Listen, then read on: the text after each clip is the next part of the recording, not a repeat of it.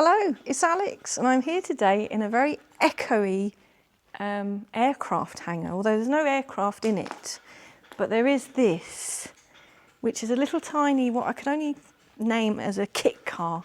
It hasn't got a name. It's a Volvo 343, I think it is, engine and gearbox. I'm gonna have to check because I got a brain like a sieve. Yeah, Volvo 343 engine and gearbox. So there it is, and it was made by the current owner. It was his dad's car. His dad made it from just bits of scrap kicking about. Apparently it's heavily based on another kit car called a Troll, but I don't know anything about kit cars really, to be honest. So, you know, you might look at it and see bits that are off of other cars. So we've got wheels from a Toyota. These look very much like Land Rover, possibly. And that's a common number plate light used on all sorts of cars. It was outside. I should have filmed it outside, but we pushed it inside because it's blooming hot out there. And we've got my marina in here because on the way down I said, the brake pedal doesn't feel good. And we had a look and this pipe is leaking. This flexi hose here. Ta-da! And it just so happens that I have some new ones that were donated to me.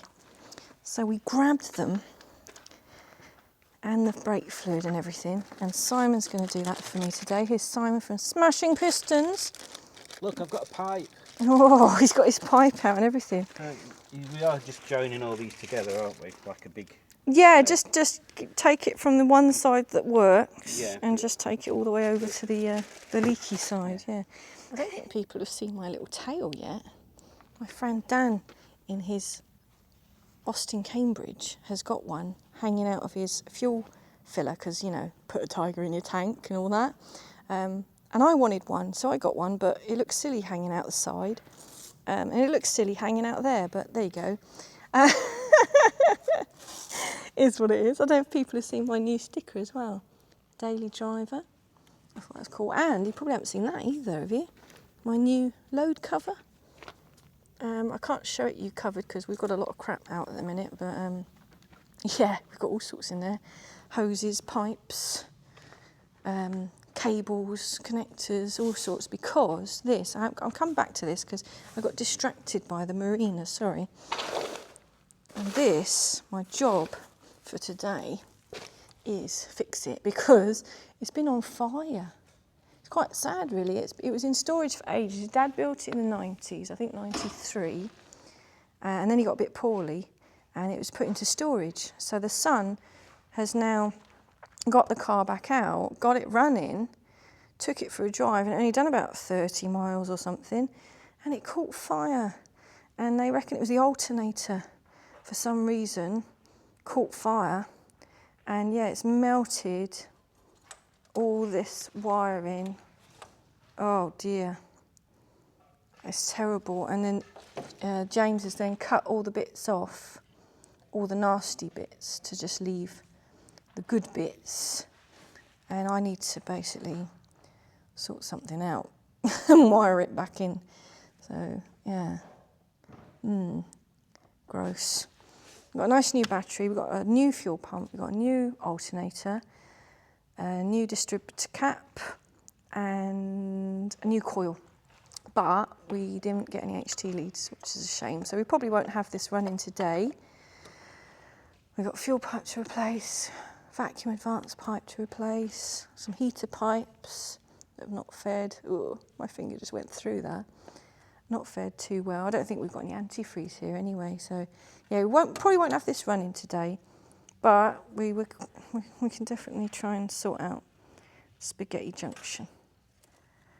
So it's easy to look at all that wiring mess and fire damage and sort of become overwhelmed by it, because it's like, oh, you know, how am I going to do this? Where do I start? And that's part of the job I do really, is to try and break it down into sections and sort of start somewhere and work your way along. So where I've decided to start is, and I probably should get up and show you actually, it's easier.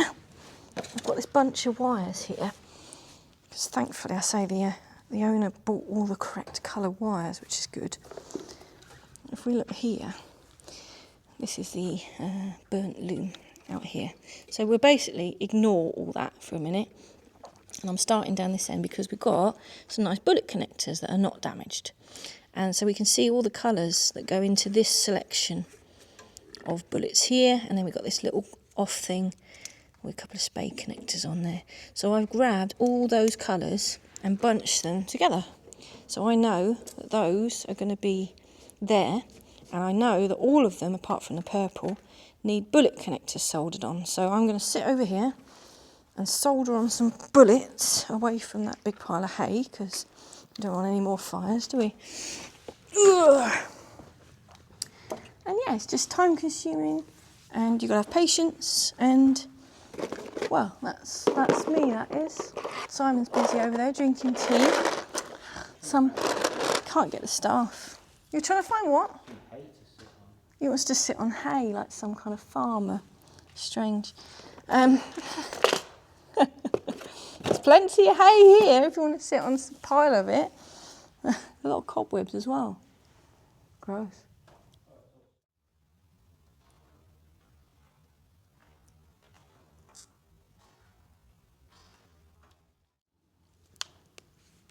I've got this wire stripper that I really like. Look at that. Easy. Strips the wires off. So I've stripped all those. They've all got little bits of wire sticking out now. And I've got in here proper brass bullets that can be soldered on. So we'll be getting them soldered nicely on the ends. So I got my favourite, my soldering iron butane one. There we go. Glowing red. I do like this. It's up a bit high actually, I think. Let's turn it down. There we go. I've got a nice reel of loom tape here, but he's got some plastic ducting stuff like this. I forget what you call it now. So we'll see what looks best. I've just been having that predicament with the spade connectors, because he's got these 3 different covers for the spades. He's got this plastic one, but I can't see how the spade sort of affixes in there. So if you then pull the spade off, I feel like you'll be pulling that off the wire, and I don't know, I don't like the look of that. So I'll probably just use these plastic covers, which feel really weird. But that's only for the purple wires, the rest are bullets.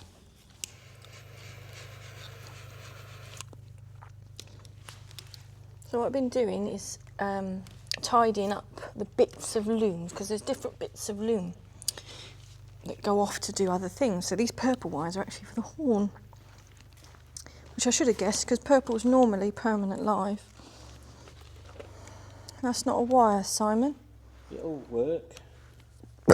Oh dear, sorry. I'm good at that. So here's the purple wires. You can see they come off the loom with this piece of hay.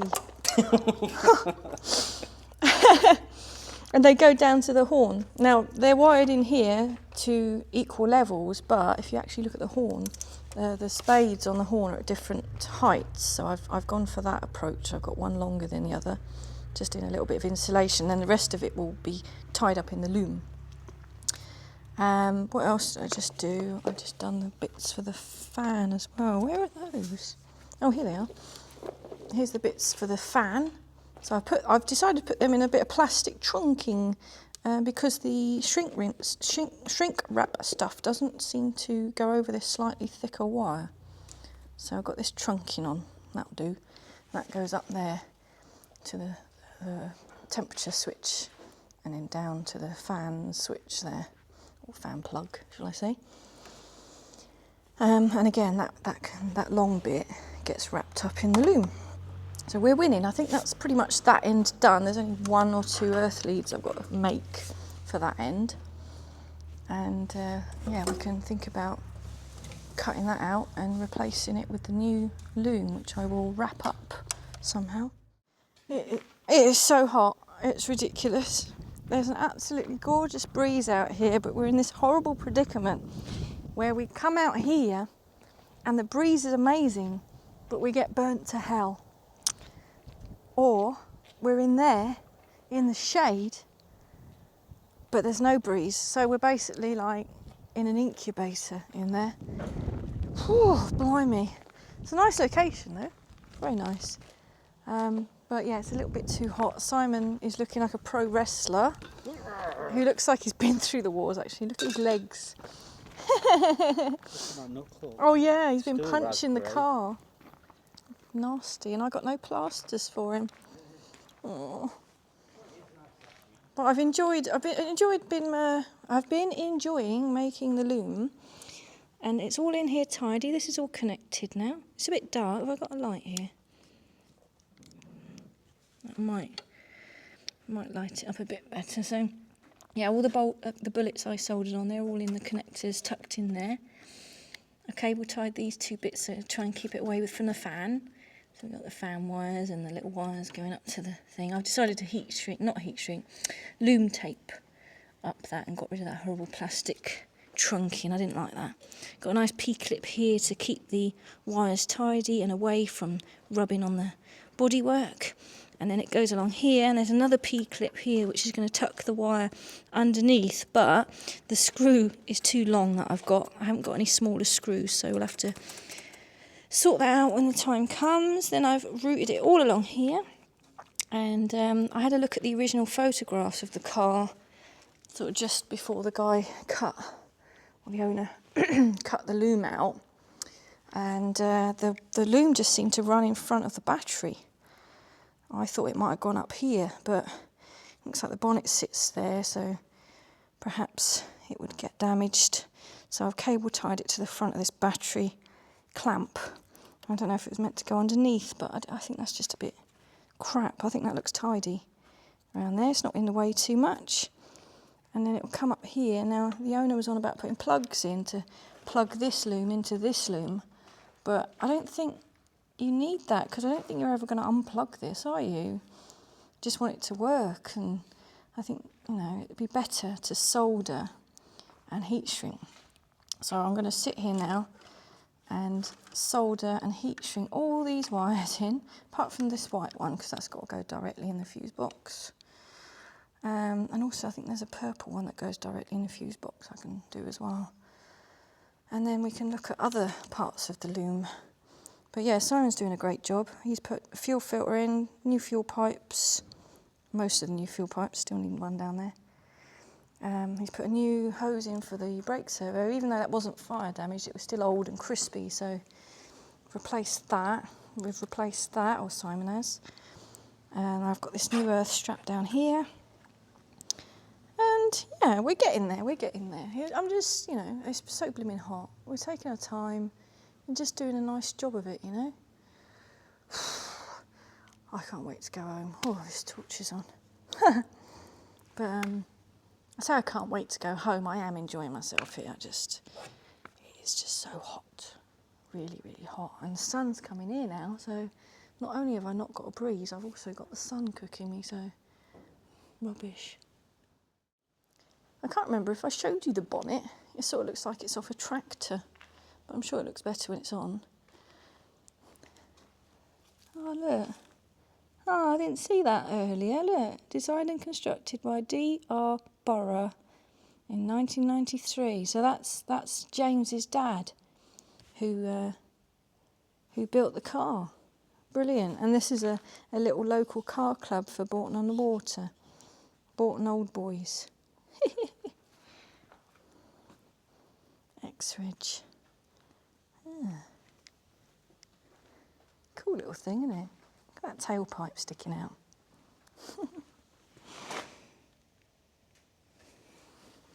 I like the wooden wheel. It's nice. Dashboard. Map light. The seats are gorgeous. Look at them. Custom made. Really nice. I haven't sat in there yet. A bit hard to get in and out. There's no doors. But yeah. Look forward to getting it going. Have a little ride in it. Be ideal in this weather. Simon is just fitting a vacuum advance hose, and I thought, oh, that's pretty sexy the way he's put that round. That's tidy. And then I saw this. What? What are you looking at? That's very disturbing.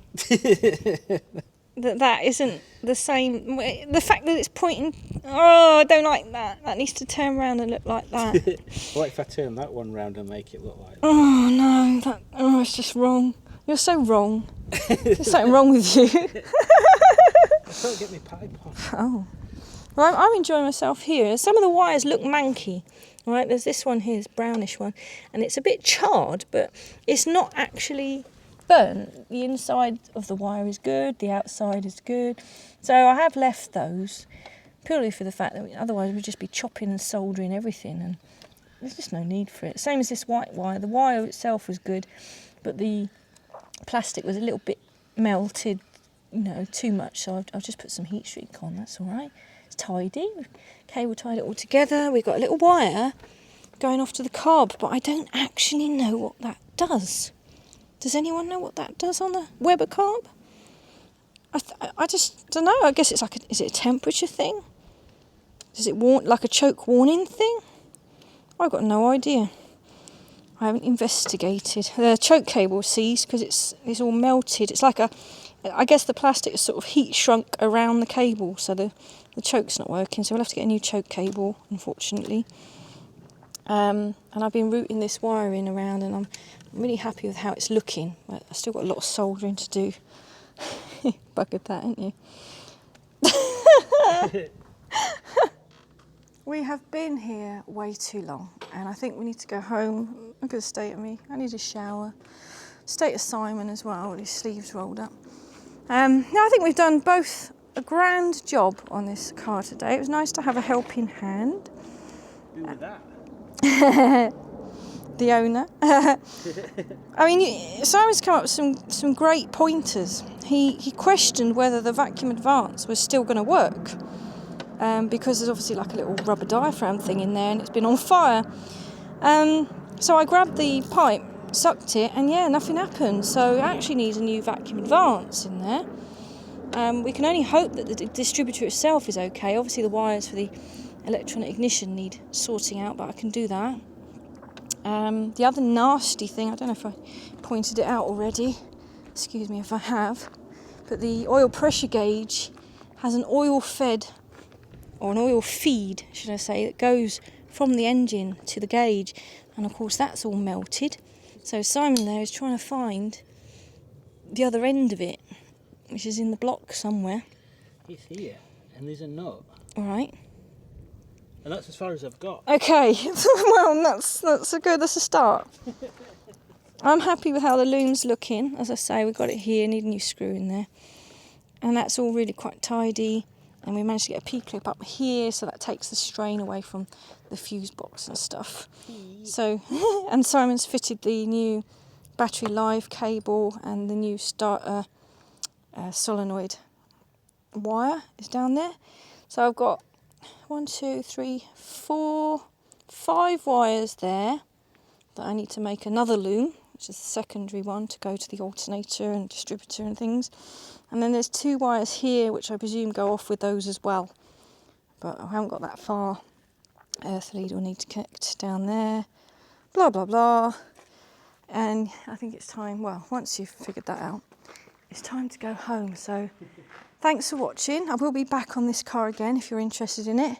Hopefully next time we'll be able to get it running and driving. Apparently it's got a noisy gearbox fault. Maybe clutch release bearing, don't know. But I just want to know that it's not going to catch light again, which would be nice. Because this is a special car. Absolutely. It might not mean much to most people, but I know what it means to a certain somebody. And it means a lot to me as well, because I've took pride in my work there. And I like to think Simon has, even though his fuel clips are a little bit wonky. It's fine. He has rectified them. Have you shown him how straight they are? No. Look how perfect they are now. Look. Oof. And look at these little ties tying the vacuum advance thing that doesn't work, but it's fine. You all right? It's nearly out. Oh, he's getting it out. Well done. God knows how you get a new one in. Or do I do that as well? Well, we haven't got a new one, but we need to see what the fitting's like. Oh, okay, so it's like a brake pipe flare on it, and it's shrunk onto that, and then it's got like a little olive. Yeah. I reckon there'll be specific ones you can just order of these. Yeah. I've got the Car Builder magazine. They keep pestering me to take pictures of myself using the 1/4-inch brake pipe. Don't know why, but hey ho. Yeah, I don't know why they want pictures of me playing with my pipe, but I wonder how easy it is to get to the back of the oil gauge to find the other end to see what that looks like. Because there's the oil gauge there. Yeah, God knows what that's going to be like. Anyway, I'm saying goodbye because I'm going to start packing the car up. And Simon's filthy. I'm filthy. He's filthy. I've never seen him so Filthy. dirty. Look at him. Gross. Yeah. So, most importantly, subscribe to Smashing Pistons because we need to get him up to 1,000 subscribers. He's nearly there. He's got a Volkswagen Beetle. Might not be your cup of tea. It's not my cup of tea, but I have actually enjoyed watching him play with it. It's something different. So, anyway, I'm going. Thanks for watching.